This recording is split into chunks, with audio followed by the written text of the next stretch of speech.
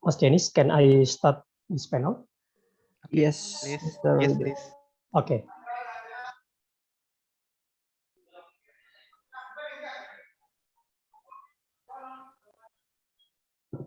Okay, good afternoon, everyone. First of all, welcome to the second APSI International Conference 2021. I'm very pleased to see you in panel 2.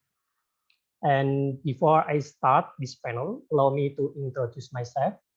My name is Ridho Imawan Hanafi. I am a researcher at the Research Center for Politics, National Research and Innovation Agency, or PIN. My background is political scientist. And today I will be the moderator in this panel. Okay. In the next few hours, we will hear presentation from participation related to a challenging theme, a theme that will discuss contemporary issues related to political institution, social movement, and activism in Indonesia. In this panel, we have 7 topics. The presenter is given 10 minutes to deliver their presentation. After all participants have presented, it will be counted with Q&A session. Okay, the first I will invite Bapak Momia Hunowu to present the paper or representing. Please, the time is yours.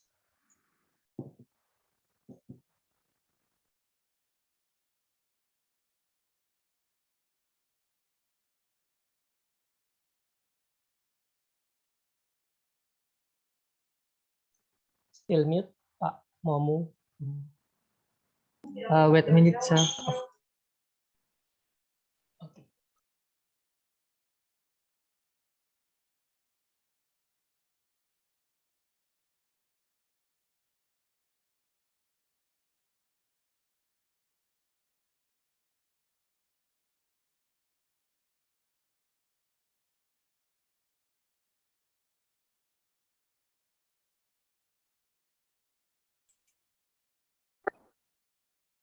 Okay.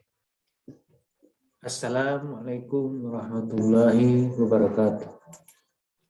Salam. Pada hari ini saya akan memaparkan hasil penelitian saya dengan judul Ritual Mopo Ahuta sebagai bentuk resistensi masyarakat petani terhadap program agropolitan di Provinsi Gorontalo. Penelitian ini dilatar belakangi dengan 2 hal. Yang pertama, fakta-fakta sosial yang menunjukkan bahwa program agropolitan, yaitu program pemerintah Provinsi Gorontalo untuk meningkatkan produksi jagung, terbukti telah meningkatkan produksi jagung di Gorontalo dan mendudukan Provinsi Gorontalo sebagai daerah keempat atau ranking 4 penyumbang jagung nasional pada tahun 2019. Kemudian Provinsi Gorontalo sukses memproduksi jagung sebanyak 1,4 juta ton dan ditargetkan 2020 luas lahan tanam jagung bisa meningkat di atas 300.000 hektar. Adopsi teknologi pertanian ternyata menjadi kunci keberhasilan dari peningkatan produksi tersebut. Secara mikro, ternyata hal ini tidak menyelesaikan masalah pada komunitas petani, sehingga mereka tetap menggelar atau memilih menggelar ritual Mopo Ahuta, yaitu ritual menyuburkan tanah sebagai jalan keluar dari masalah tersebut. Antusias masyarakat petani untuk menggelar ritual ini tidak dapat dibendung, kendatipun pada beberapa kesempatan masyarakat sering terjadi ketegangan ya dengan aparat keamanan yang tidak memberikan izin. Tapi kemudian pemerintah Kabupaten Gorontalo memberikan izin terhadap kegiatan ritual Mopo Ahuta ini. Kemudian yang kedua, fakta-fakta literatur. Setelah saya telusuri tentang ritual Mopo Ahuta, saya kelompokkan dalam 2 kelompok besar. Hello, Yang assistant. pertama adalah studi yang masih berkisar pada deskripsi Bapak, mengenai kami- stigma negatif terhadap ritual Mopo Ahuta, di mana di dalamnya ada tarian Dayango atau mereka sebut sebagai tarian setan. Dituding sebagai ritual yang sesat, kafir, menduakan Tuhan, animisme, dan penyimpangan akidah. Studi yang kedua adalah studi yang menunjukkan praktek tarian Dayango ini dalam ritual Mopo Ahuta sebagai ritual untuk menolak bala, menolak wabah penyakit, dan ritual untuk meminta hujan dan kesuburan. Dari kedua klaster tersebut terlihat bahwa ritual Mopo Ahuta sebagai upaya untuk meminimalisir biaya tinggi dari pemakaian teknologi pertanian belum banyak diperhatikan. Padahal modernisasi pertanian semakin menyengsarakan petani kecil dan menggerus budaya lokal. Dari latar belakang tersebut, saya mengemukakan dua argumentasi.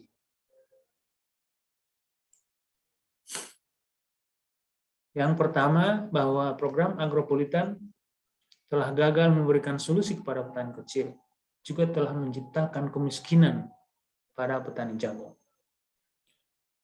Yang kedua, argumentasi saya atau hipotesis saya, bahwa pilihan atas penyelenggaraan ritual Mopo Ahuta dengan pertimbangan bahwa ritual ini adalah warisan leluhur, lebih ramah lingkungan, dan berbiaya rendah. Sementara solusi yang diberikan oleh modernisasi pertanian dengan penggunaan teknologi ternyata sangat mahal dan hanya bisa diterapkan dan dinikmati oleh kalangan petani kaya.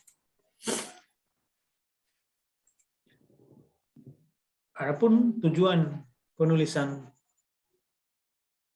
ini, yang pertama bahwa studi ini ingin memberikan informasi bahwa penguasaan petani kaya terhadap sumber daya ekonomi semakin menguat. Yang kedua, ketidakberdayaan petani kecil terhadap dalam menerapkan teknologi pertanian.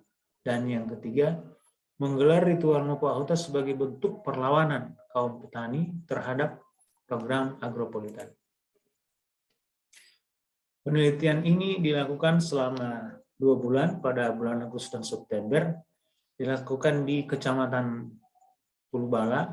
Kecamatan Pulubala adalah salah satu wilayah yang produksinya jagung tertinggi di Kabupaten Gorontalo dan menjadikan 20 petani sebagai partisipan untuk dilakukan wawancara secara mendalam sekaligus pengamatan. Dan sebagaimana biasa, analisis data dilakukan melalui 3 tahapan. Yang terakhir adalah penarikan kesimpulan. Adapun hasil dari penelitian ini adalah yang pertama, program agropolitan sebagai upaya untuk meningkatkan kesejahteraan petani tidak dapat dinikmati oleh petani kalangan bawah, sehingga banyak petani yang kesulitan dalam menerapkan teknologi pertanian. Karena berbiaya mahal, mereka tidak punya dana untuk mengadakan teknologi pertanian. Yang kedua, petani yang memiliki lahan tidak memiliki modal. Jadi punya lahan tapi tidak punya modal, sehingga terpaksa berhutang kepada petani kaya atau para pedagang, atau sebagian menjadi buruh tani karena sudah terlilit hutang. Yang ketiga, sebagian petani memilih menerapkan kearifan tradisional dengan cara menggelar ritual Mopo Ahuta sebagai solusi terhadap kekeringan dan serangan hama tanaman. Tabel ini menunjukkan komponen pembiayaan pada 1 hektar lahan. Untuk mengolah lahan 1 hektar dibutuhkan biaya sebanyak 7.427.000 untuk pengadaan benih, pupuk, pestisida, herbisida, dan biaya membajak, memupuk, sampai dengan menjemur dan mengangkut ke gudang. Setelah dihitung, 1 hektar lahan itu bisa menghasilkan 2,5 ton. Dengan harga jagung per kilogram 3.650 dikali 2,5 ton, maka hasilnya adalah 9.125.000. Kalau dikurangi dengan biaya produksi 7.427.000, maka hasil bersih adalah 1.698. Ini adalah hasil rata-rata. Bisa dia naik, bisa 2 kali lipat, atau bisa 3 kali lipat, atau bisa jadi gagal panen. Nah, kalau yang gagal panen ini yang masalah. 7.427.000 itu akan menjadi hutang yang harus dibayar pada panen berikutnya. Apabila gagal panen bisa beberapa kali, maka bayangkan petani akan terlilit hutang.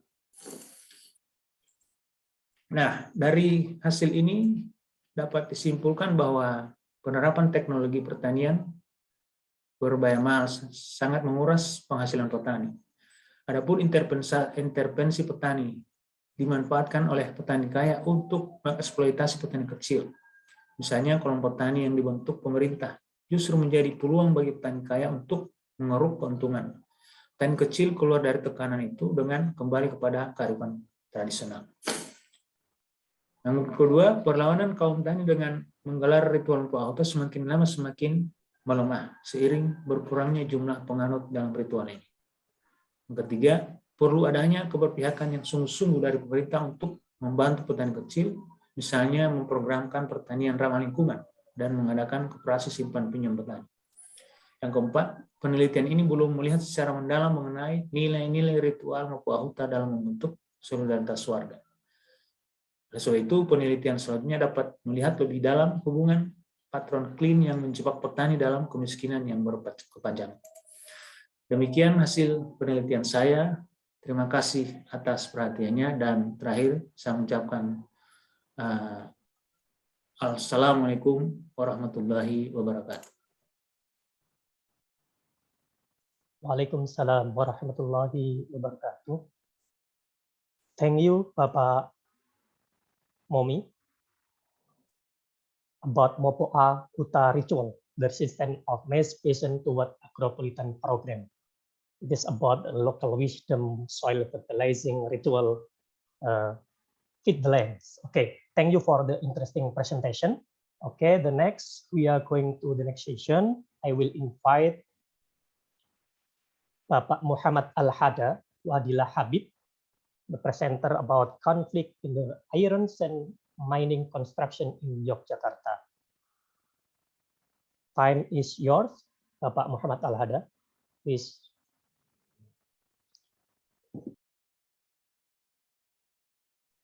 Ya, Mas. Oh ya, oke. Ya, please. Assalamualaikum warahmatullahi wabarakatuh. Thank you for your opportunity. My name is Siti Muslihatul Mukarramah. I will present paper. Title is Conflict in the Iron and Mining Construction in Yogyakarta, a study of the society's social movement against the iron and mining construction project. The society welfare is a keyword often conveyed by the Indonesian government as a goal of the national development concept that still becomes the main priority of the Indonesian government up to this day. In the 1970s, the Indonesian government, during the New Order era, intensively exploited Indonesian natural resources through the term of national development under the pretext of society's welfare. However, that was only one of the deceptions in the New Order era. It can be seen from the significant effect of investment that has a high indicator value on economic growth compared to the increase of local income. The exploitation of natural resources was conducted in the presence of foreign investment that significantly damaged Indonesian natural environment, tormented Indonesian society, and enriched only a handful of people. This situation raised the client bourgeois, who are business people or many of foreigners, would serve by facilities from the Indonesian government. In addition, political monism also throve in which the Indonesian government was authoritarian and patrimonial, hierarchical, and semi-feudal. At that time, the Indonesian government defined natural resource as a production factor for the purpose of capital accumulation. The predatory strategy in the New Order era can be said to have transformed natural resource capital into financial capital that only prospered a handful of people, or Indonesian business people, foreign business people, and the elite government. On the other hand, this predatory strategy certainly had caused detriment to many parties, especially Indonesian society. This kind of police caused a condition in the society in which the rich people were getting richer and the poor people were getting poorer. The situation in the New Order era didn't stop after the downfall of President Suharto in the 1998 Reformation event. The injustice committed by the coalition of the Indonesian government and business people apparently has been continued to this day. It can be seen especially from the power of the Cendana family, or the name for Suharto family, that still can manage the country assets. This paper will explain in depth about people condition who live in the southern coastal area of Yogyakarta, experience injustice related to the natural resource management in the area, especially Karangsewu village, Bugel village, Pleret village, and Garungan village people in Kulon Progo Regency. Method this paper use qualitative method. Primary research use conducted by the author using in-depth interview data collection technique. Furthermore, the author used the snowball technique in the determinations of informant. Is secondary data obtained through the search of scientific journal, article book, and report on previous research and discussion. The root of the problem on the emergence of the social movement conducted by the Society of the Southern Coastal Area of Yogyakarta actually occurred because of the difference in interest on the natural resource management between the local society and the government business people. The coastal land farmer who live in the southern coastal area of Yogyakarta, who always depend on agriculture for their livelihood. Now, they are intimidated of leaving their own land. With the issue of the government decree that granted right to PT Jogja Magasa Iron in terms of land ownership and authority for the land management by the country through the Ministry of Energy and Mineral Resources. Jogja Magasa Iron Company has full authority to exploit the coastal land which the local people claim as their land from their ancestors' inheritance since a long ago. PT Jogja Magasa Iron is a coalition between PT Jogja Magasa Mining, which is a family-owned company of the Yogyakarta village, with Australia Indonesia Mines, which is a foreign company from Australia. Whereas 4 villages have been in existence at that location.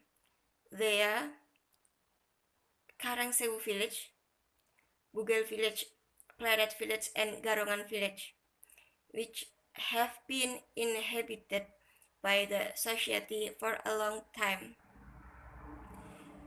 The area that will be used as the iron sand mining area is the residential area and the agriculture area, belonging to around 3,000 people, 30,000 people, the society that inhabit the area has not go certainly yet when the natural exploitation done by Jogja Makassar Iron occurs.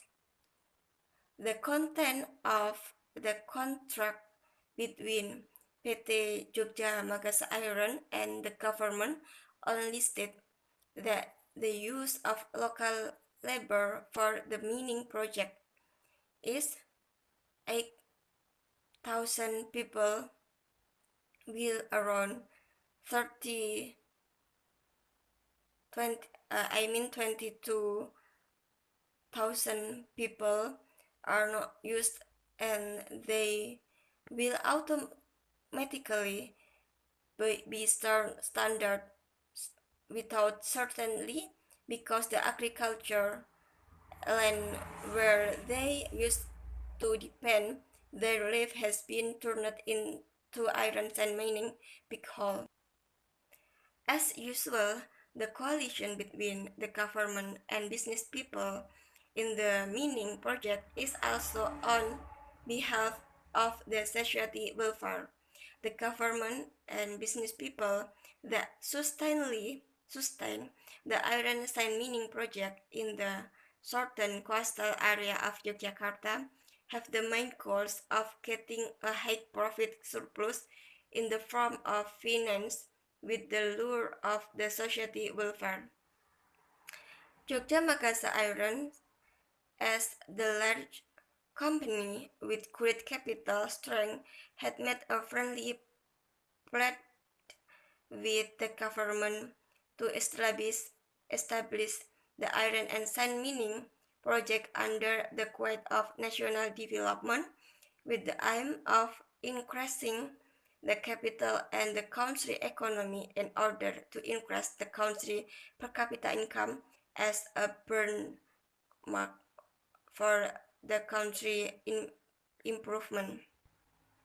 The kind of national development in this case, of course, will remind time about 2 minutes. only for 2 minutes left. a few people. Halo. There 2 minutes are left, Ibu. Yeah. business people and the elite government who get the share of the profit. Meanwhile, a large number of people are forced to live in detrimental condition, accept the evictions result of the land that has been their livelihood, and poverty with automatically how their daily life.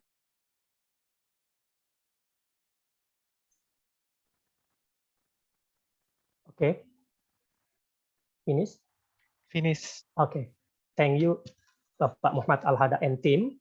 Thank you for your interesting presentation. This about the social movement conducted by Society of Southern Coastal Area of Yogyakarta. The Thank you. focus of the papers from the society respond to government policies related to national development. Okay, thank you. We are going to the next session. I will invite the teams Ibu Mauliza Karduna Swenstani to present about the challenges of party autonomy to party institutionalization, case of internal party conflict, and 10 minutes for you, and time is yours. Okay, thank you, Mr. Rido. Do I have access to share the screen? Yes. Okay. Pak Denis. Okay.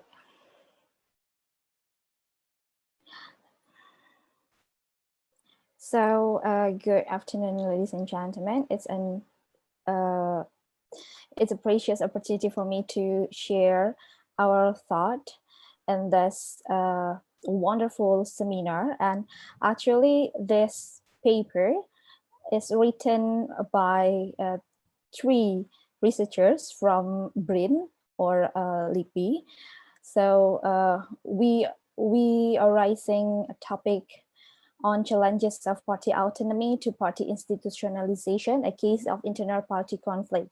So actually, Mr. Rido also one of the author here, and me, Donna, as the second author, and we also have Mrs. Asti here, says here as well, and we are from the Center for Political Studies, BRIN. So here are the outline of my presentation today. So it will consist of 4 main parts. The first one is the introduction, and then the second one is data and a thought, finding and discussion, and last but not least is our conclusion. Just for information, I'd like to make some disclaimer at the first. This is our preliminary study, so we need some inputs from you all here to make this paper better in the future. So maybe it will be it will be better when it call it as our temporary conclusion, because we're still doing this research.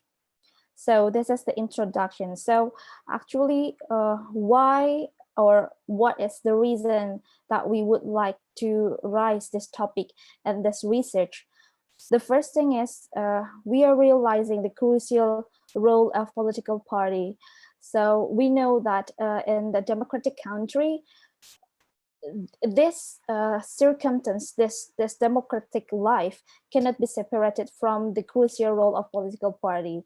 Some scholars stated that the key to building democracy is strengthening democratic institution itself, and one of them is the political party. But it's not only about the political party itself. There have to be something with the political party. Yes, the political party should be institutionalized to play its vital role in the democracy. So we can say that the more well institutionalized a party is, the more likely it is to have a positive impact on democracy. And talking about party institutionalism, actually, there are a lot of indicators to measure it. Some scholar has done the research on it. I'd like to say here we highlight research from Tomsa, Fiona, and from LIPI as well, and also from Firmenur. There are a lot of indicators that can be the measurement of the party institutionalization. But of all of from the various indicators, we would like to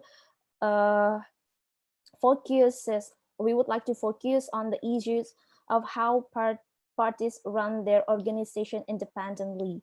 So here we're gonna talk about the party autonomy, such as in the policy making process, in determining a party leadership and managing internal conflicts.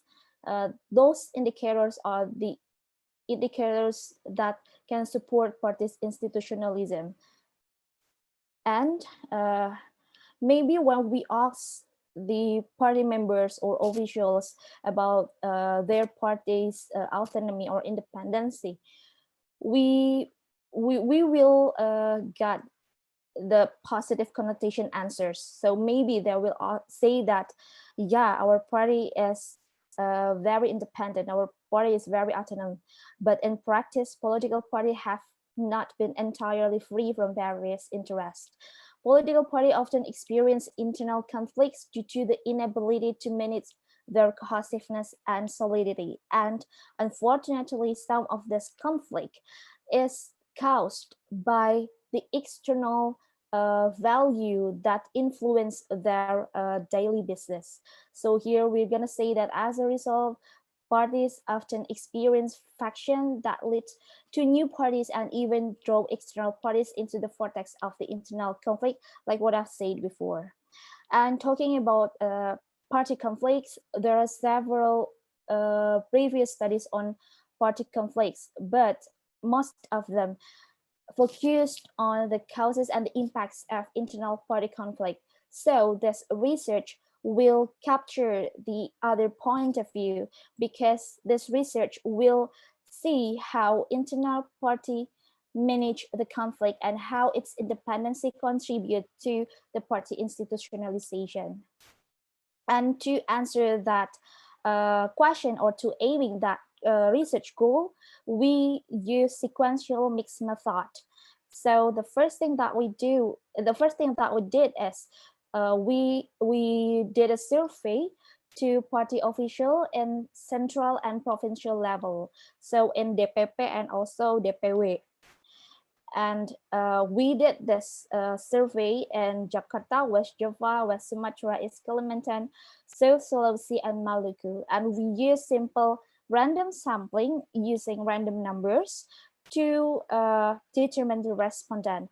And we targeted 315 respondents, but due to some obstacles in the field, we can only collect 262, or around 83% of the respondent. And then after we are doing that surveys or quantitative method, we do the qualitative. We use explanatory qualitative research by doing documentary studies. So we are collecting parties, regulation, and other document relevant. And this is our main argument. Our main argument is based on what Rendall and Faison have said before, that internal party solidity is an essential prerequisite in institutionalization. So here we construct our main argument as the post-New Order political parties often experience internal conflicts that lead to new parties, and external parties eventually enter and influence the conflict resolution process. This condition causes the party to fail in building independence in the management of its internal organization. So this is the result of our survey. We can say that survey on 262 respondents, the respondents say that parties are independent in managing their party organization. We can see it in the decision-making process and also in the conflict resolution. So here we have 82.82% respondents say that their party is independent, and 87.02% independent in conflict resolution. And this is the data from each party. We can see here that— Sorry, Miss, 2 minutes left. Okay, thank you. So this is the details of each party. And when we talk about the party court independence, so we are measuring 3 aspects: the independence and decision-making process, and resolving the conflict, and also the independence of party court itself. Respondents' views on this aspect was decreased slightly. Previously, when we take a look at the 2 previous aspects, more than 80% respondents say that their party is independent. But in this aspect, the party court independency, it's only 79.77. It means that there are possibility that the party is influenced by the internal power as well. For example, the superpower figure in the party. So this is the result from per party, and it's certainly not a good precedent for political parties, because intervention that can become a dependency relationship can disrupt institutionalizing political parties. So from that result, we can construct our analysis that Internal party problems that fail to be resolved can invite external parties to enter the circle in the conflict. And in this case, the internal and external factors merge and unexpectedly become the root of parties management dualism. So the inability of political parties to institutionalize internal mechanism in managing organization will such as conflict resolution shows that parties haven't been able to sufficiently enforce the agreed internal mechanism. And the conclusion is when external parties are involved in the business affair of political parties, especially in resolving internal conflicts, their idealism, autonomy, and independency of the political parties are questioned. Thank you, Mr. Rido.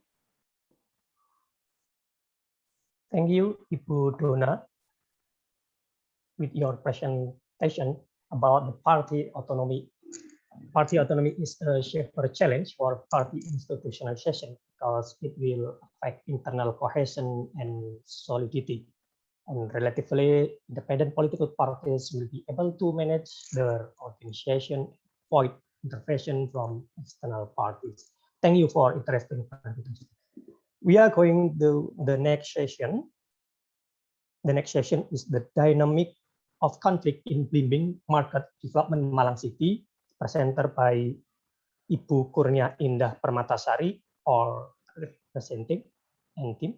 The time is yours. Okay, thank you. I will record.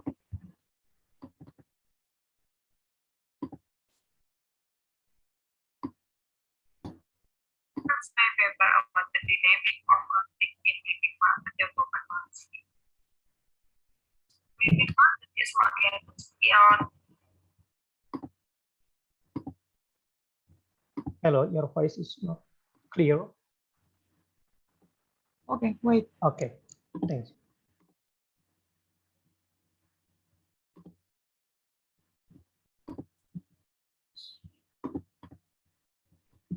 Wait.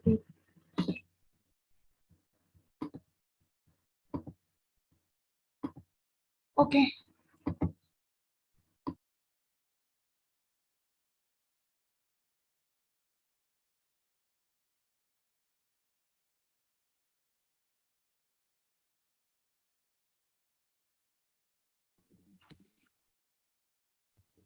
Assalamualaikum warahmatullahi wabarakatuh. Good morning. Waalaikumsalam. I will present my paper about the dynamic of conflict in Blimbing Market Development Malang City. Blimbing Market is located in Borobudur Blimbing district of Malang City. The location of this market is very strategic. In addition to various public transportation, this market is very close to public facilities, such as school, campus, and mosque, that are synonymous with growth. Blimbing market conditions that are often a complaint about Blimbing market customer are Blimbing market buildings that are not visible.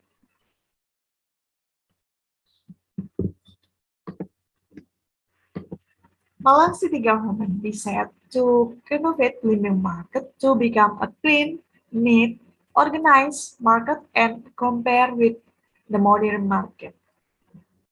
The decision of the Malang City government to renovate the traditional market started in the decree of the Mayor of Malang. PT Karya Indah Sukses became the tender winner in the Blimbing market development project in 2009. And the cooperation agreement between PT Karya Indah Sukses with Malang City government was created in 2010.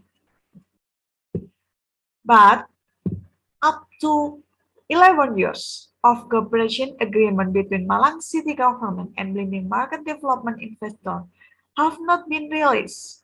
The legislative consider the executive is not from against revitalization of what, so that the development of Blimbing market has not been released until now, 2021. The Blimbing market card steps the should be done cannot be done because it is bound by cooperation agreement with the private sector. Many traders complain about it. The formulation of problem that we'll study is how the chronology blooming market development and why the development blooming market until now has not been released.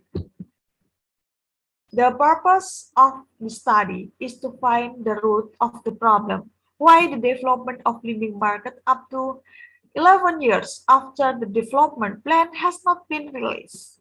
The focus of this research contribution to blooming market development conflict based on causal thinking. This is the various studies on traditional market revitalization that can be an input for this research. Here are some of the studies. According to the Coser, conflict can maintain boundaries between two or more groups. Conflict with other groups can strengthen group identity.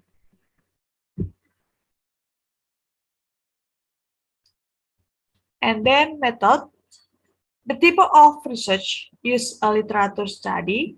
The data analysis technique used in this study is data condensation. And data collection. Data was collected by using documentation techniques used to obtain secondary data. Parties in the conflict.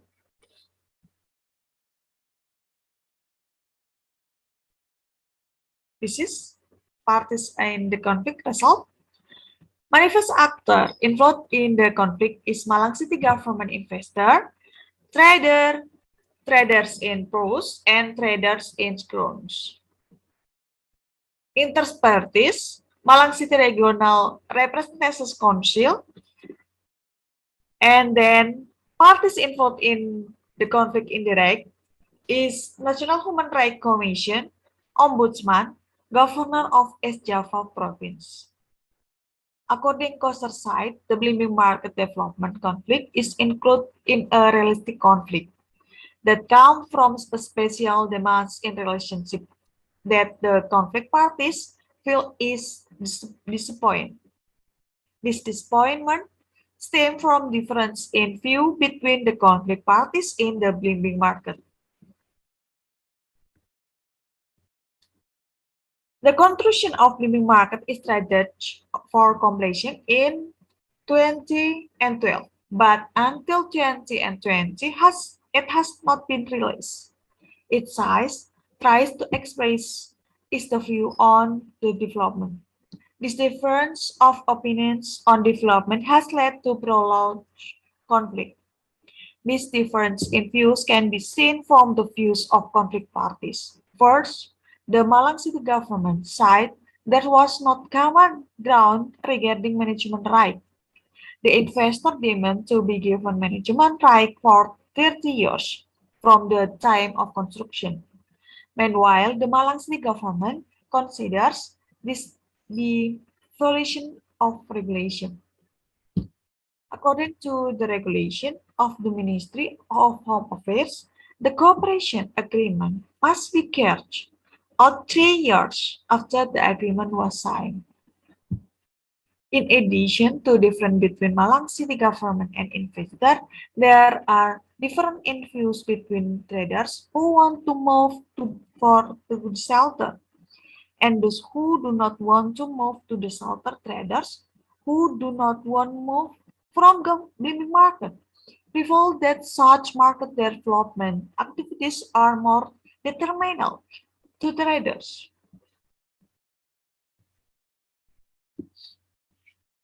According to the author, the existence of conflict in development country on the development conflict of blooming market is caused by different views and different of interests of each of parties involved in the conflict.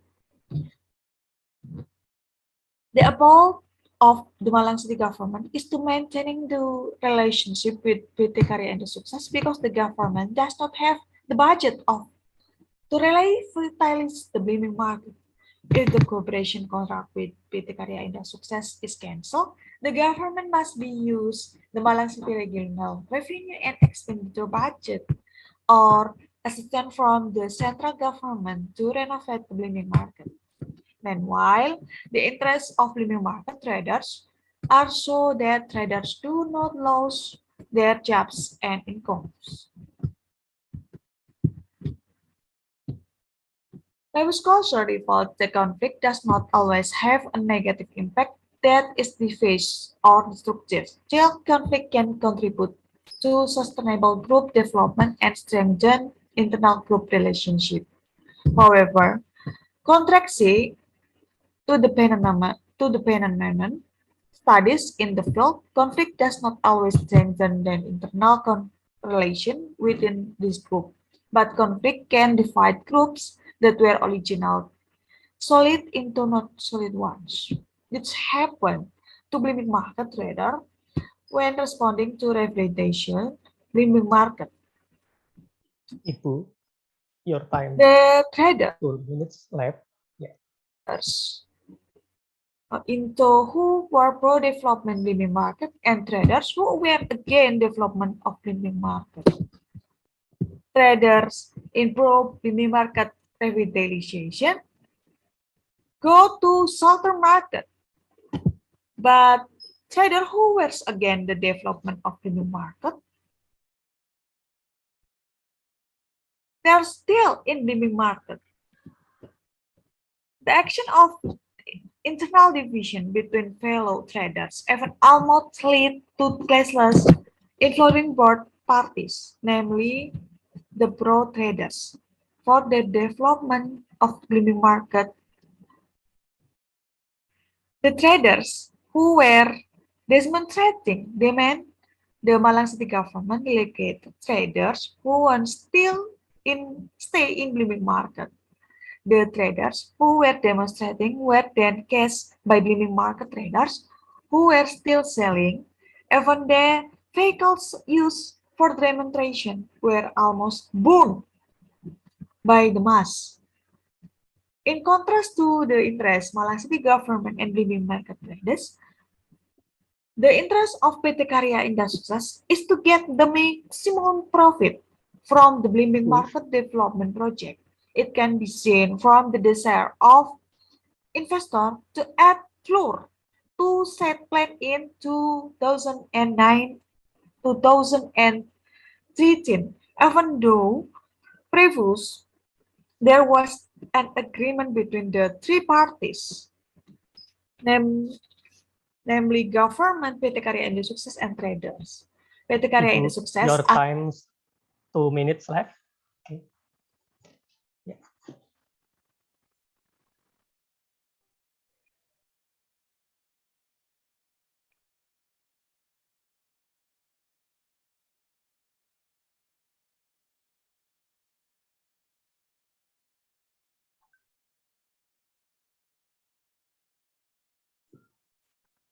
Okay.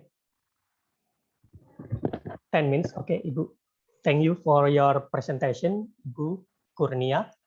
It's about the dynamic of conflict in Blimbing Market, development Malang City.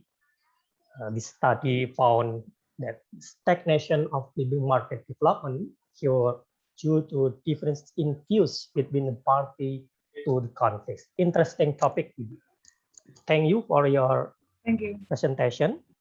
And we are going to the next session. I will invite Bapak Sul Salman Moita and team from Universitas Halu Oleo.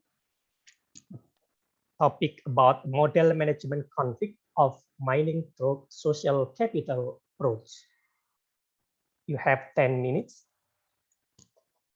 Time is yours.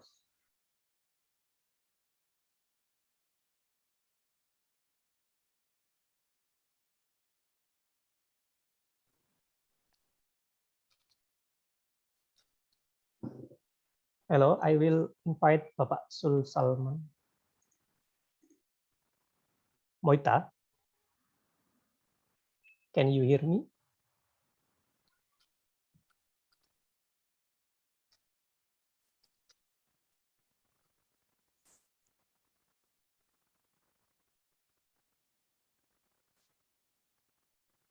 Hello.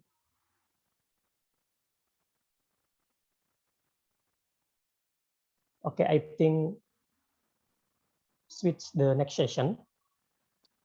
Maaf, Tadi Okay. sudah dikirim ya? Ada? Yes, please, Bapak.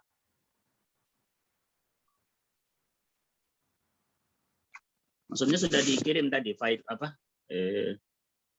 video dan audionya sudah dikirim ke panitia. Okay, please. Kita tinggal menunggu dulu. Okay, okay. Committee, please help about the material, Bapak Sul Salman. I'm sorry for Mr. Muhammad Al-Hada. And second place, second urutan udah tadi udah kita majukan, sekarang ke Bapak Sul Salman Moita. No, there is no. Now Bapak Sul Salman Moita. Yes. Okay. Untuk Please. Muhammad Al-Hada sudah di Yes. yang kedua tadi, Pak. Maaf.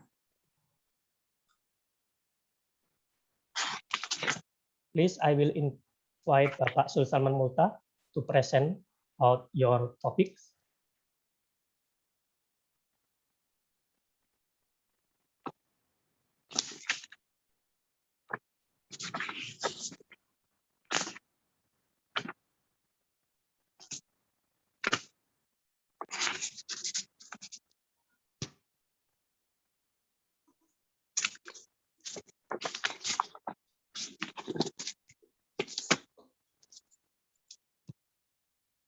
Hello.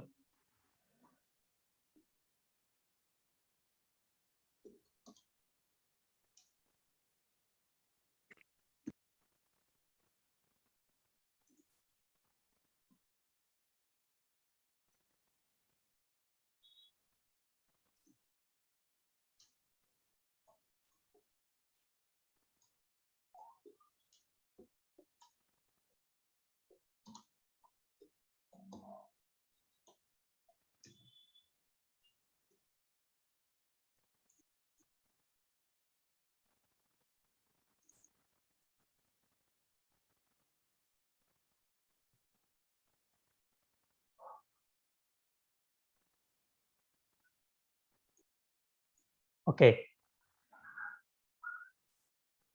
I think moving on the next session first, because Bapak Mota still not join in the Zoom. Okay, I will invite the next session about central local government negotiation by Bapak Pradita Davis Tukarno from Biro Pengkajian Konstitusi. Please welcome. The time is yours, Bapak. Okay, thank you for the opportunity, Mr. Rido.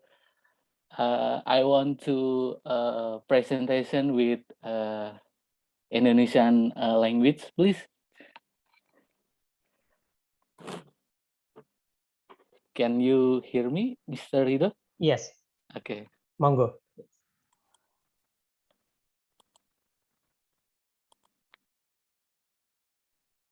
Oke. Assalamualaikum warahmatullahi wabarakatuh. Selamat sore Bapak Ibu sekalian. Perkenalkan, saya Pradita Davis Tukarno atau dipanggilnya Adit. Saya dari Biro Pengkajian Konstitusi Sekjen MPR. Saya di sini akan mempresentasikan penelitian saya tentang negosiasi pusat dan daerah, khususnya di Provinsi Sunda Kecil tahun 1950-an ya. Saya akan memulai dengan sebuah peta. Jadi apa itu Provinsi Sunda Kecil? Oke,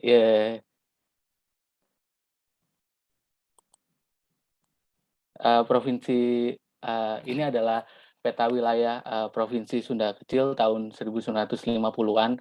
Saya dapat data ini dari Kementerian Penerangan tahun 1953 ya. Jadi di Kementerian Penerangan itu ada satu buku khusus. Maaf.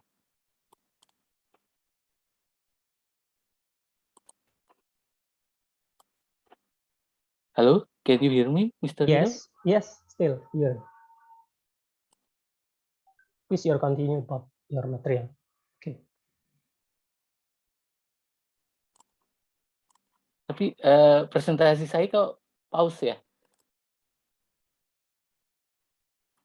the committee please your help about Bapak Pradita.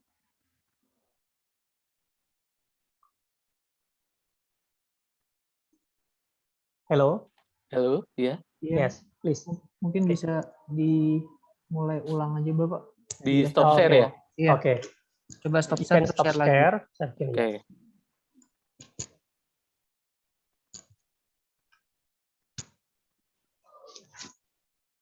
Ya, terakhir dari peta ini ya, saya dapatkan data ini dari Kementerian Penerangan. Ada satu buku yang mengulas 10 provinsi Indonesia. Ketika itu tahun 50-an, provinsi di Indonesia hanya ada 10 provinsi dan 1 daerah istimewa di tahun 50-an. Nah, Kementerian Penerangan membuat satu buku khusus tentang Provinsi Sunda Kecil. Jadi ini adalah peta tahun 50-an ya. Jadi Provinsi Sunda Kecil itu ada Bali, ada Lombok, ada Sumbawa, ada Flores, ada Solor, ada Sumba, ada Sabu, Roti, dan Kepulauan Timor. Nah, ini pernah jadi satu provinsi.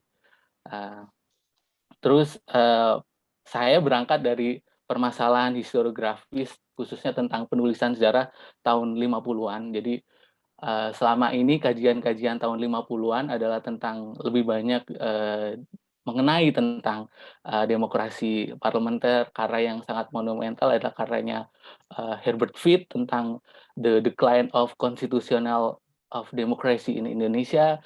Terus selain itu warna penulisan sejarah juga banyak tentang perlawanan terhadap pemerintah daerah, terhadap pemerintah pusat, banyak kejadian tentang perlawanan dari PRRI atau Permesta, terus juga warna lain penulisan sejarah yang lebih banyak ditulis tentang perlawanan atau keberhasilan militer dalam menumpas pemberontakan yang saya tadi sebutkan, PRRI dan Permesta, karena Orde Baru sangat militeristik ya dalam penulisan sejarah. Terus berangkat dari penulisan sejarah yang masih memuat tentang bertitik berat terhadap peran negara, bahwa sebenarnya banyak tentang penulisan sejarah yang menuliskan tentang hubungan timbal balik pusat dan daerah, khususnya dalam pembentukan struktur negara modern dalam konteks tahun 50-an ya, sebagai negara yang berdaulat secara penuh pasca kemerdekaan atau pasca penjajahan. Nah, tujuan dan metode penelitian ini saya ingin melihat perspektif tentang hubungan pusat dan daerah ya, dengan pertanyaan penelitian, mengapa Provinsi Sunda Kecil mengalami pembagian wilayah? Seperti apa hubungan pusat dan daerah dalam konteks Sunda Kecil? Terus bagaimana peran elit lokal? Terus bagaimana ekspresi identitas di ketiga wilayah tersebut? Penelitian ini menggunakan metode ilmu sejarah dalam melihat konteks hubungan pusat dan daerah, khususnya wilayah Sunda Kecil. Sumber datanya melalui studi literatur atau pustaka, penelusuran arsip berupa foto dan dokumen. Penting ya untuk melihat revolusi di Sunda Kecil ya. Konteks Sunda Kecil ini sangat berbeda dengan daerah di pulau-pulau besar di Indonesia, sepertinya Jawa dan Sumatera ya. Kalau di Jawa dan Sumatera kan banyak terjadi revolusi sosial yang akhirnya elit-elit bangsawan dipaksa digantikan dengan elit-elit yang terdidik. Tapi di konteks Sunda Kecil ini, elit-elit lokal atau bangsawan mendapatkan peran atau posisi strategis karena mereka mampu beradaptasi atau agak dalam tanda kutip opportunities ya. Karena misalnya di Sunda Kecil konteks tahun pasca atau masa revolusi ini ada pembentukan negara federal atau Indonesia Timur, karena jangkauan kekuasaan pemerintah Republik Indonesia di Jawa agak lemah ya di daerah-daerah Indonesia Timur, makanya pemerintah kolonial memasuki dengan membentuk wacana baru pembentukan negara federal, khususnya Indonesia Timur. Terus kekuasaan elit yang tidak mengalami perubahan, terus menarik ya melihat Sunda Kecil ini dipandang sebagai Indonesia mini ya, karena dari konteks dia etnisitasnya beragam, mulai dari Bali yang identik dengan Hindu, Lombok dan Sumbawa identik dengan Islam dan Sasak, terus yang di daerah timur identik dengan dominasi Kristen dan Katolik, terus secara geografis Sunda Kecil ini juga persis kayak negara Indonesia secara keseluruhan karena posisinya negara kepulauan dan membentang dari barat ke timur ya. Nah ini salah satu konferensi di Bali tahun 7 Desember 1946. Dalam konferensi Bali ini disepakatilah pembentukan negara Indonesia Timur yang terdiri dari Sulawesi Selatan, Minahasa, Sangihe, dan sampai ada Bali, Lombok, Sumbawa, dan sampai Maluku Utara ya. Di tahun 46 nih di Bali terjadi kesepakatan pembentukan negara Indonesia Timur. Nah, pasca penyerahan perjanjian KMB, Indonesia berdaulat secara penuh ya di tahun 50-an, dan menarik melihat konteks tahun 50-an itu sebagai masa penuh pengharapan ketika Indonesia dalam posisi yang mempunyai kedaulatan penuh. Jadi di waktu itu muncul ide-ide tentang wacana anti kolonial, terus ide modernitas, mobilitas sosial, dan menentang feodalisme. Jadi pemerintah dan masyarakat sangat menyambut tahun 50-an itu harus dipahami sebagai masa yang penuh gegap gempita, masa yang penuh dengan pengharapan besar ya akan masa depan yang lebih baik pasca penjajahan. Terus muncullah banyak perangkat-perangkat negara demokratis seperti pembentukan lembaga perwakilan rakyat, terus partai politik. Dalam konteks Sunda Kecil, elit lokal mampu beradaptasi atau mengambil posisi strategis dalam perangkat negara demokratis di konteks daerah atau lokal. Mereka menduduki posisi misalnya ketua lembaga perwakilan rakyat atau masuk di pejabat elit partai politik tingkat lokal. Nah, elit lokal di Sunda Kecil tuh mampu mengambil peran strategis dalam struktur negara modern di konteks tahun 50-an. Terus tentang konteks pembentukan identitas ya, Bali yang kita kenal sebagai citra eksotisme itu ternyata sudah terbentuk dari masa kolonial ya.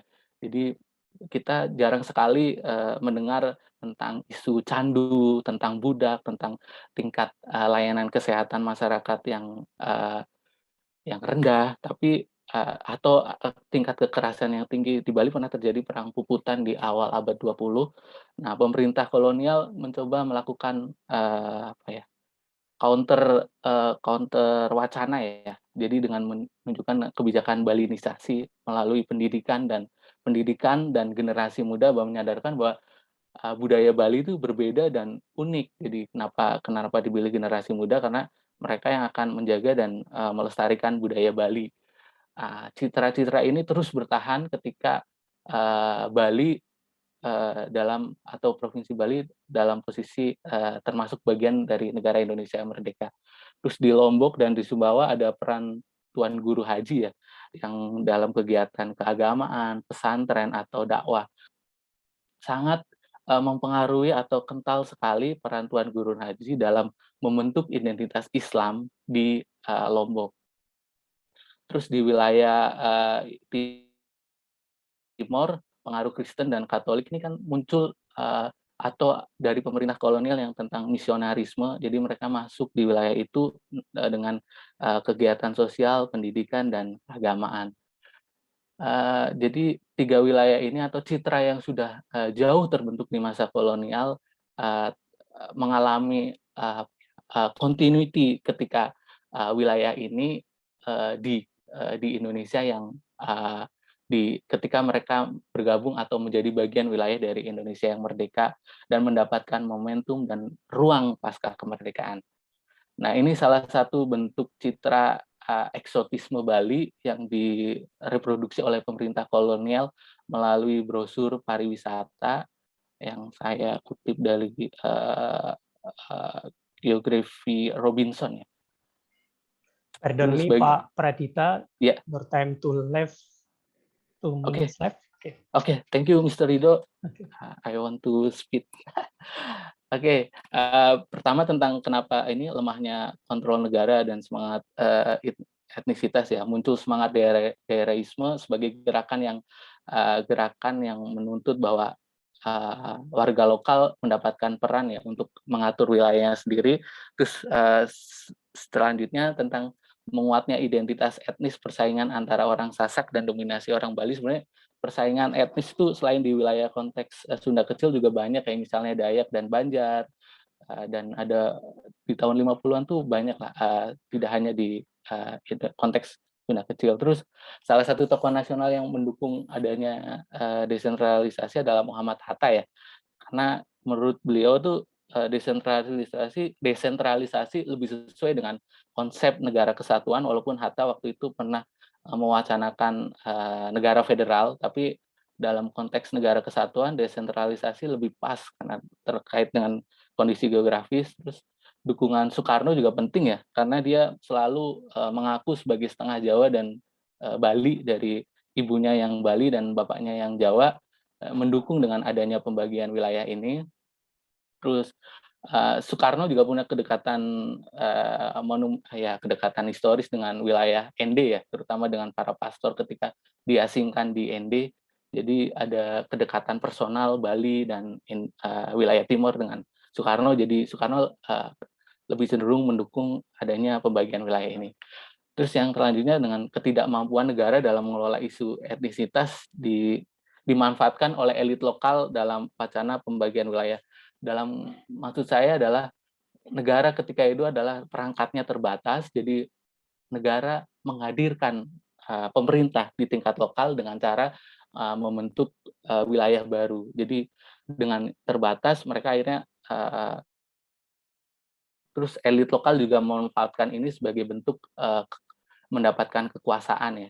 Jadi ada hubungan yang jadi tidak selalu bertentangan atau konflik. Jadi ada konsep yang sama-sama menguntungkan ya. Saya kira ini ya. Jadi tanggal 14 Agustus 1958 secara resmi menjadi 3 wilayah, Bali, Nusa Tenggara Barat, dan Nusa Tenggara Timur, karena ada beberapa faktor seperti menguatnya daerisme, persaingan antar etnis, menguatnya wacana desentralisasi dari elit lokal dan didukung tokoh nasional, terus lemahnya kontrol negara dalam mengelola isu etnisitas. Jadi elit lokal memanfaatkan dengan melakukan negosiasi. Menurut saya yang terpenting adalah jadi konteks tahun 50-an, dalam melihat tahun 50-an tuh tidak selalu ada pertentangan, konflik, terus keberhasilan militer dalam menumpas pemberontakan, tapi ada hubungan yang titik temu antara atau hubungan yang saling timbal balik antara pusat dan daerah. Jadi penulisan sejarah tuh harus melihat inilah sebagai sesuatu yang beragam menurut saya sih untuk konteksnya Sunda Kecil. I think is enough, Mr. Rido. Thank you for the opportunity, Mr. Rido. Assalamualaikum warahmatullahi wabarakatuh. Assalamualaikum warahmatullahi wabarakatuh. Thank you, Pak Pradita Devi Soekarno, for your presentation. It's about central local government negotiation about the Lesser Sunda province. It's interesting about how local elites take advantage of the momentum of formation of new country. Okay, I will invite again Bapak Sulsalman Moita from Universitas Halu Oleo to present thing about your paper. Bapak Sulsalman Moita, can you hear me?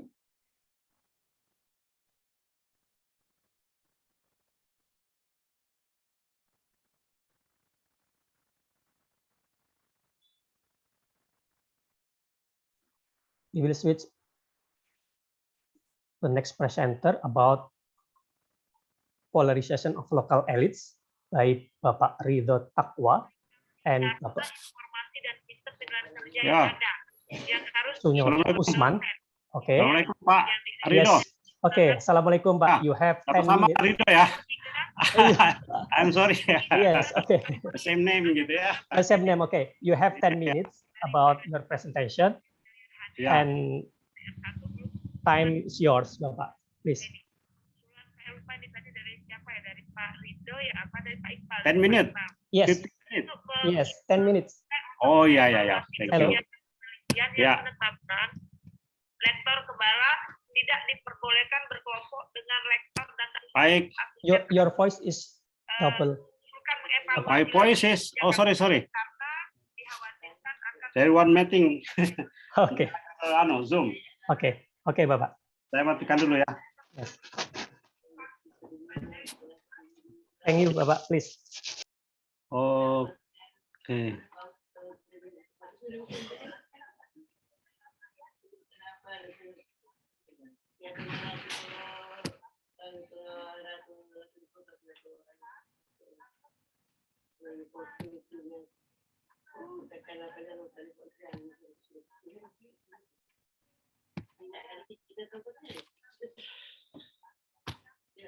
Baik, Assalamualaikum warahmatullahi wabarakatuh.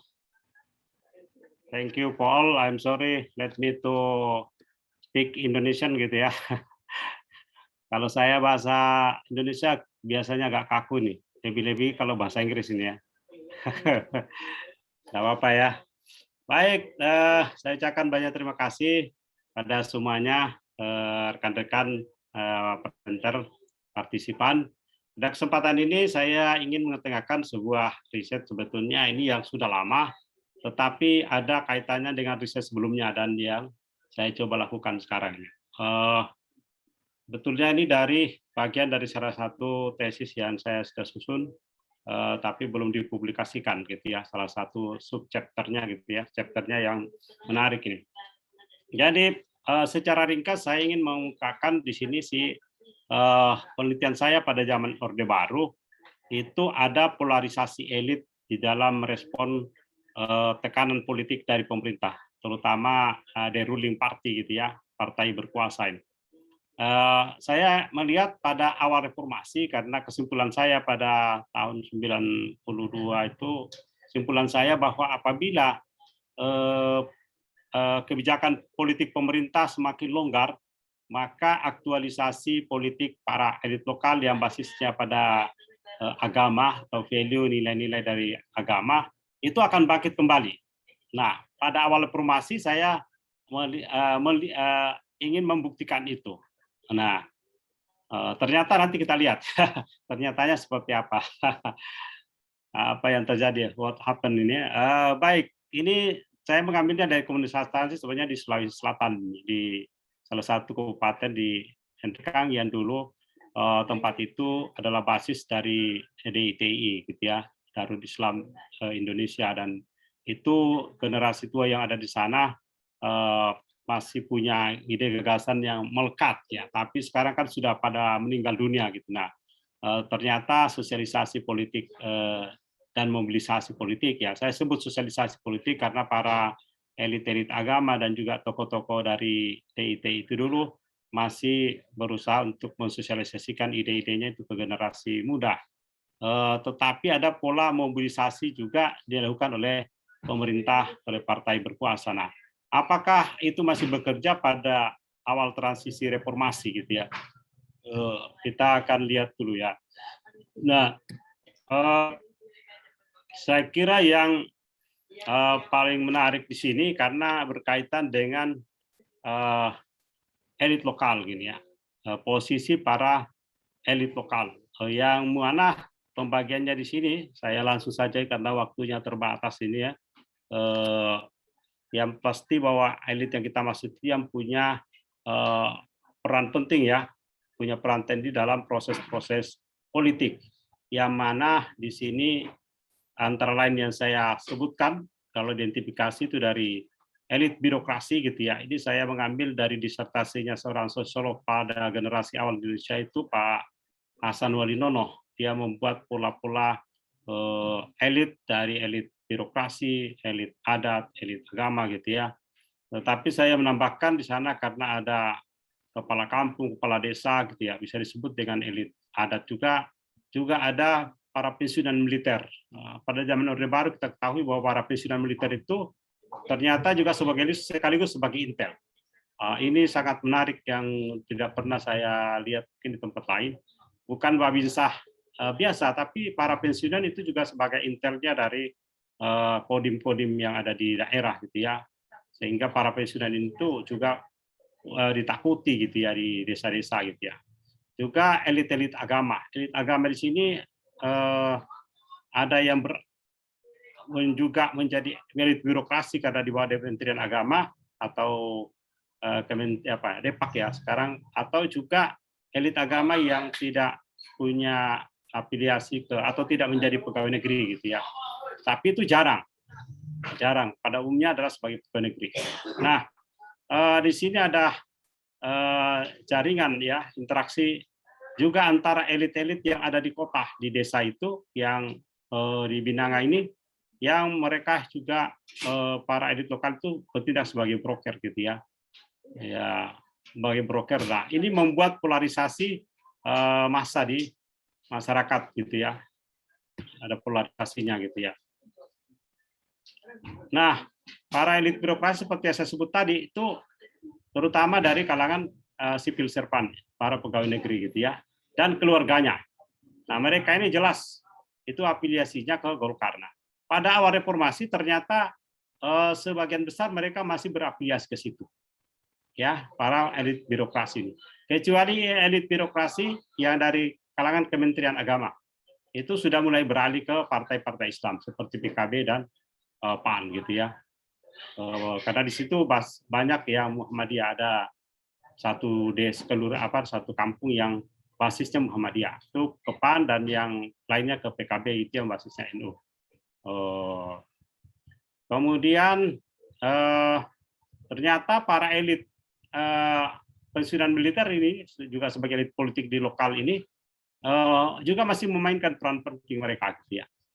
Nah, tetapi yang mereka pengaruhi terutama yang keluarga dekat, yang keluarga jauh tidak lagi mereka mampu pengaruhi gitu ya. Kalau untuk elit-elit agama itu kolaborasinya gitu ya dengan pemimpin-pemimpin agama di kota, ya yang ada di kota, mereka bangun jaringan dari situ. Sehingga kalau ada bantuan-bantuan mereka yang menyalurkannya, mereka menerima dan seterusnya gitu. Terutama direpresentasi dengan bangunan masjid. Masjid menjadi simbol relasi dari elit-elit agama dengan juga elit-elit agama yang ada di kota, atau termasuk juga pengusaha-pengusaha muslim yang ada di kota gitu, sehingga mereka masih tetap membangun jaringan di sana gitu ya. Nah, berikutnya karena ini terbatas, ini saya buat polanya ini. Polanya di sini ada 3 jenis, ada political elite, elit politiknya, juga sebagai patron di kota, gitu. Mereka menjadi patronnya. Ada elit birokrasi, kemudian ada massa gitu ya, massanya di sini. Ini pola-pola jaringannya. Nah, mereka yang P3 relasinya kepada elit-elit agama, ya kalau kepala desa itu dia jelas ke Golkar gitu ya. Kemudian juga basis Muhammadiyah, NU juga terpolarisasi gitu ya. Kalangan pemuda juga terpolarisasi, pemuda yang santri itu jelas dia masih ke Golkar. Nah, hanya sedikit terjadi perubahan pada awal reformasi dibanding pada masa Orde Baru. Hanya sedikit perubahannya. Yang meningkat tajam itu hanya PAN. Kalau yang lain-lain, partai Islam yang lain belum. Jadi mobilisasi ke partai Islam itu lebih berhasil hanya Partai Amanat Nasional. PKB sedikit naik, tapi Golkar ternyata masih kuat di desa itu. Ya, Golkar masih sangat kuat. Nah, saya sebut tadi bahwa di desa yang saya sebut Binanga itu ada 3, itu berbeda polanya. Pola kalau di Binanga 1 itu elit-elit santri ya lebih kuat, baru elit militer gitu ya, dan birokrasi. Kalau di Binanga 2 itu elit birokrasi gitu ya, ada juga elit agama, tapi ya masuk ke PAN. Kalau di Binanga 3 itu juga elit-elit birokrasi yang kuat. Jadi hanya yang bertahan itu di Winangat 1 yang elit agama masih kuat, masih bisa menangkan PAN, sudah bisa memenangkan Partai Amanat Nasional di kampung Winangat 1 ini. Kalau yang lain Golkar masih dominan. Jadi yang kita bisa simpulkan di sini bahwa pada awal reformasi sepertinya tesis saya pada penelitian pada era Orde Baru itu tidak terbukti pada awal reformasi. Saya punya asumsi, kesimpulan saya itu bahwa kalau kebijakan pemerintah yang politisasi para ulama misalnya, atau juga debirokratisasi dan seterusnya gitu ya, kebijakan-kebijakan pemerintah yang pro pada untuk mendukung Partai Golkar itu ternyata tidak terbukti. Tidak terbuktinya itu karena dua sebab terutama. Ternyata generasi muda pada masuk reformasi ini itu tidak banyak lagi yang getol sebagai elit santri yang agak radikal dalam tanda kutip, tapi mereka sudah lebih banyak beralih untuk menjadi pegawai negeri. Nah, menjadi pegawai negeri inilah yang mereka tergantung dengan pemerintah, masih berharap bahwa pemerintah baik-baik dengan mereka, karena pada era Orde Baru itu jarang sekali orang-orang dari kampus itu yang diterima sebagai pegawai negeri. Juga bantuan-bantuan yang berupa bangunan-bangunan, fasilitas infrastruktur itu jarang sekali masuk, sangat sedikit. Kalaupun ada sedikit-sedikit itu hanya di sekolah. Kalau masjid murni adalah swadaya masyarakat. Nah, tapi akibatnya pada era reformasi ketika banyak pembangunan masuk, itu kegotong royongan masyarakat untuk membangun itu agak menurun. Pada zaman Orde Baru, ketika mereka ditekan, dan juga kegotong royongan sangat kuat. Saya kira itu aja yang saya sampaikan. Mungkin belum mewakili, tapi karena waktunya terbatas, mungkin juga kemampuan saya untuk mengabstraksikan ini juga terbatas. Saya mohon maaf nih, tapi itulah yang saya coba sampaikan. Terima kasih Pak Ridho Himawan. Assalamualaikum warahmatullahi wabarakatuh. Waalaikumsalam. Thank you Bapak Ridho Takwa and Bapak Suyoto Usman. Moderator izin. The presenting about. Yes. Mr. Moderator izin. Can I speak? Halo. Ya, the next session. Ya, hello. Pak Sul Salman sudah masuk. Iya, Pak saya Sul lagi Salman. ini. Oke, Pak Sul Salman, please. Begini Pak, saya Thank lagi you for menguji, Pak Ridho Takwa about your saya lagi presentation. menguji S2. Oke. Video itu sudah saya kirim di Google Drive, jadi mohon ditayangkan saja presentasinya karena saya lagi menguji S2 Oke. di rumah. Oke. Ada saya sudah kirim itu tadi pagi. Iya. Baik, Pak Denis.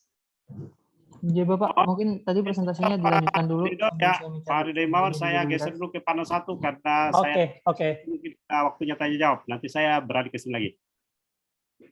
Okay, we have several minutes about to Q&A session.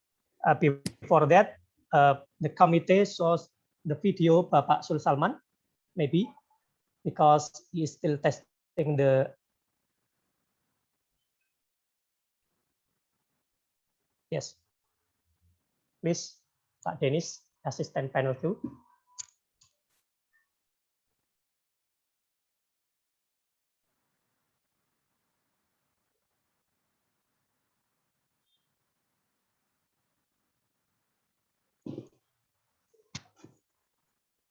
Before that,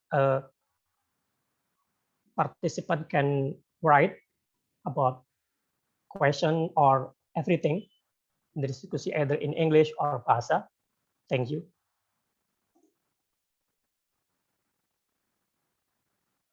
Still waiting, Mas Denis.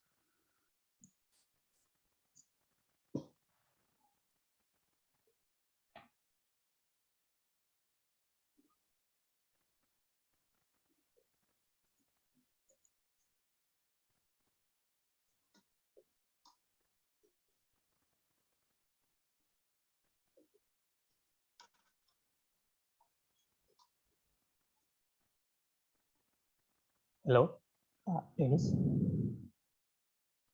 Halo, Pak Denis. Yes, sebentar Bapak, ini akan segera saya tayangkan untuk video Pak Sul Salman. Thank you. Thank you.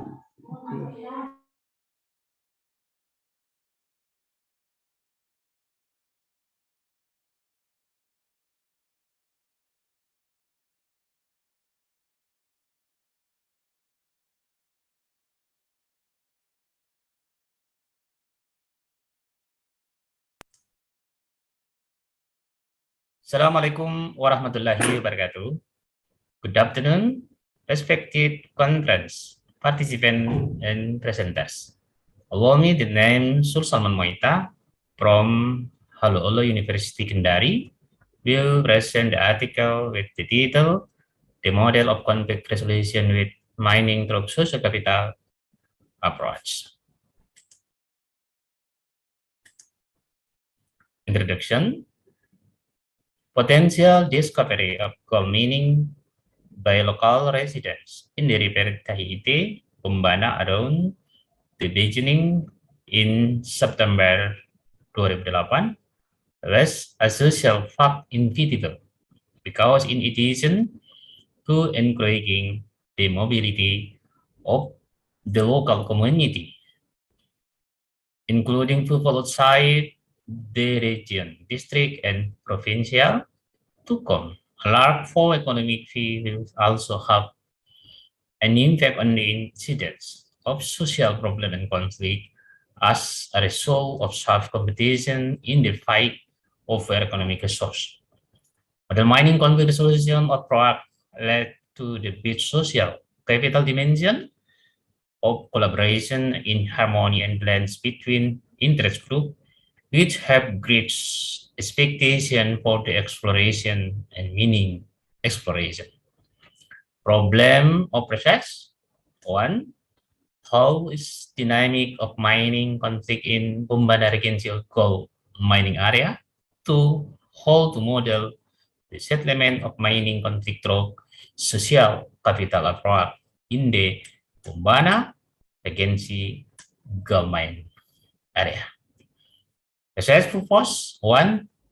To understand and identify dynamic of mining conflict in Bumbana Regency government area. 2. Formulate and produce model of conflict resolution of mining through social capital approach in the Bumbana Regency gold mining area. Review of literature. 1. The concept of social capital. 2. Element of social capital. 3. Approach of conflict in the mining area. 4. Previous research. Research method. Locus of research. Bumbana residence. Southeast Sulawesi, atau Sulawesi Tenggara. Subject and improvement research. Technique of data collection and technique of data analysis. So in this case, 1. The reality and the fact of conflict in the region Bumbana gold mine generally occur because of 3 factors, namely conflict vertical, horizontal conflict, and conflict of interest. 2. The vertical conflict is in the conflict over unequal relations. This is conflict occurs because of conflict of interest or desire between the rulers and the people. Rural government as the policy holder and authorized issue a number of regulations with a view to curb the mining region in the pretext of environmental sustainability, land ownership, legal process, eliminate conflict and social order. While people are often categorized by the government as small-scale miners, and the gas unauthorized illegal often get bearing discrimination in the ground of injustice mining area because of the facilitation of the permission granted to the entrepreneur investor mines. 3. The horizontal conflict in the conflict that occur because of a clash between the desires and expectations of the parties who have similar interests in the management of mining basins. The dynamic of the conflict occurs on small scale involving minimal structural strength and generally occurs between personal or limited group. 4. Conflict of interest is conflict because parties harmed by the presence of a gold mining business, but the interests of individual and the interests of society in general. Table 1. Dynamic of conflict mining in Bumbana district. Form of conflict. uncleansed gas conflict with mining companies, level of conflict vertical, and dynamic of conflict uncleansed gas, sparking illegally in the area that came the company mining concessions. The consequence of conflict, escalation of the conflict describes in line with the law enforcement and the death of criminal processing of illegal. 2. Declare conflict without permission by the local community and local community conflict with mining company. Level 2, dynamic of conflict mining in Buana district, form of conflict occurred. Cause no realization of CSR program. 2. Conflict mineral company with civil society movement and conflict movement civil society and local Finish. 1 minute left. Dynamic conflict, vertical resistance citizen in the absence for protection and empowering communities around mining. Horizontal protest and resistance because of the make to the environmental around the mining area. And 3. Vertical demands and protests of citizens to the local government on facilitation and protection to companies, investors are determined to society. This consequence of conflict, resistant action resident blocked access in the out of vigils, coupled with the protection and empowerment company gradually, severe environmental damage in the surrounding area the mine, causing disruption. What is it? Quality of soil fertility and soil structure, and level conflict of vertical social movement risk to reduce presence of mining investor because in the less beneficial for society. Model conflict resolution with mining through social capital approach. Disclosure of the element of social capital such as mutual trust, relation of mutuality, reciprocity, values and social norm, and social networking in the context of conflict resolution goal mining in Bombana. The synergistic with the dimension of social capital is located in dimensional structure, relational, cognitive dimension. The implication of this core dimension of social capital are expected to the leverage element of social capital test most adequate for resolving conflict mining, which is expected in the second year of research. Say in construction or reconstruction element of social capital are the most relevant to produce consequence of conflict resolution through community empowerment in the region, mining including the maximization of the company CSR program. Okay, time finish, Pak Dennis, for presentation Bapak Sulsalman. Okay, all participants have presented. Now it's time for Q&A session. We have 5 minutes again. If participants have questions, please you can raise hand and also can write the question on this chat, either in English or Bahasa. Please, all participants.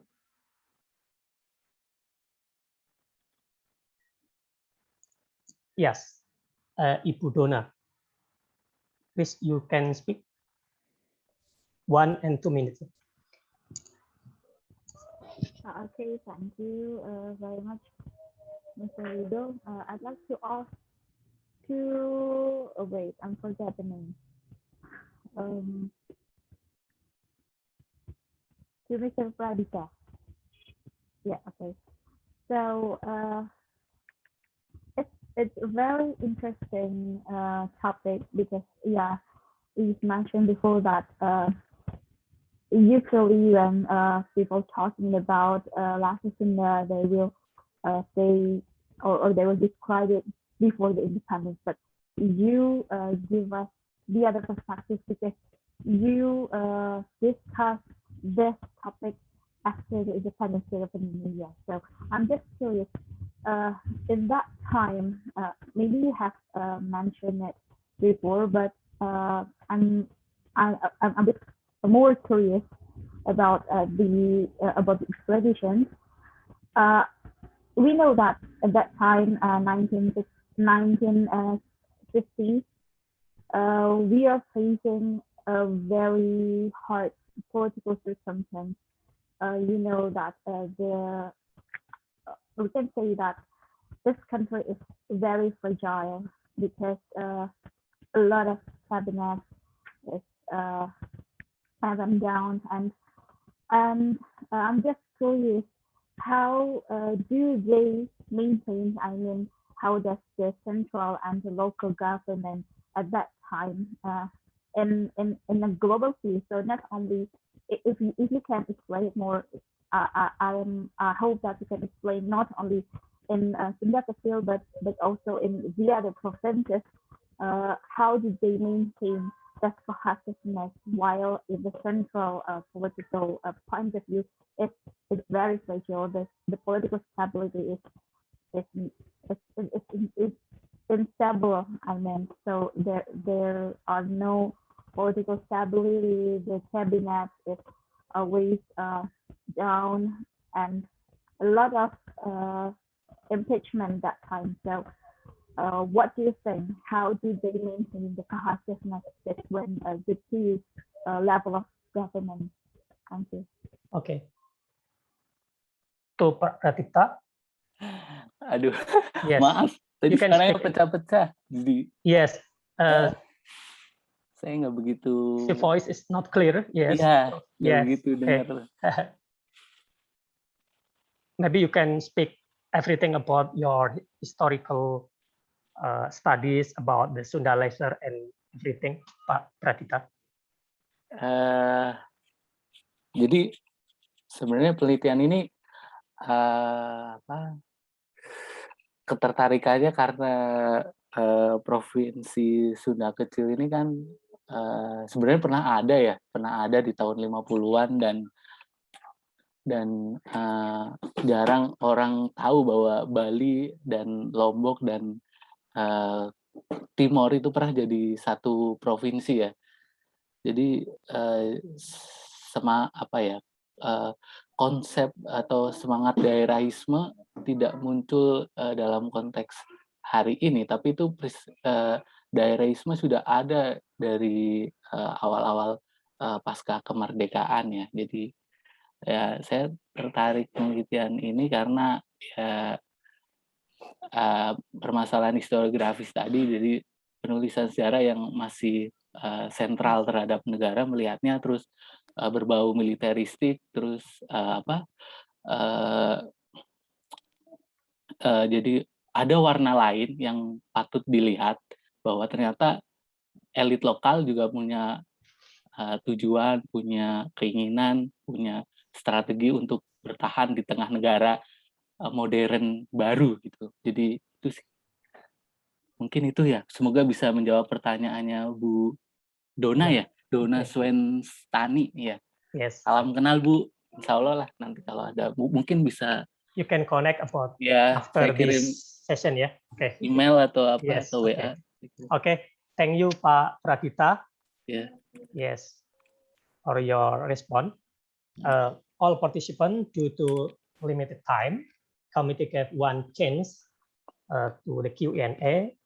I would like to thank all presenters for the informative and interesting presentation. Also to all the audience who attended this panel session.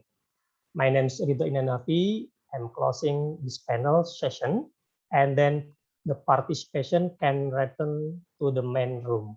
Okay, good luck with your research. I will return to the committee. Thank you very much. Assalamualaikum warahmatullahi wabarakatuh.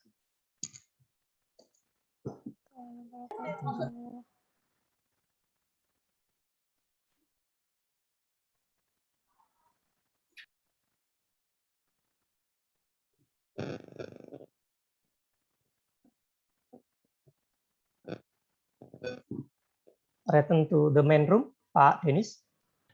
Return to main room ya. Yes. Bisa kembali ke main room. Oh, thank you Pak Ridho Imawan. Thank you Pak Ridho Takwa. Ya ya. Ya, Sampai salam jumpa kenal Pak. di kegiatan lain. Oke. Makasih. Makasih Pak Sul Salman. Pak Ridho. Ya, terima kasih. Bu Kurnia. Terima kasih Ya, banyak. terima Saya kasih. tadi panel 1 tadi, jadi nggak ada pertanyaan. Oke, waktu terbatas, Pak. Oke. Iya, ya, ada pertanyaan soalnya di panel 1 saya tadi mampir ke sana tadi ada pertanyaan tuh saya tadi sana ada 2 duduk saya ini soalnya ini. Mari, makasih ya. Terima kasih. Assalamualaikum. Wassalam.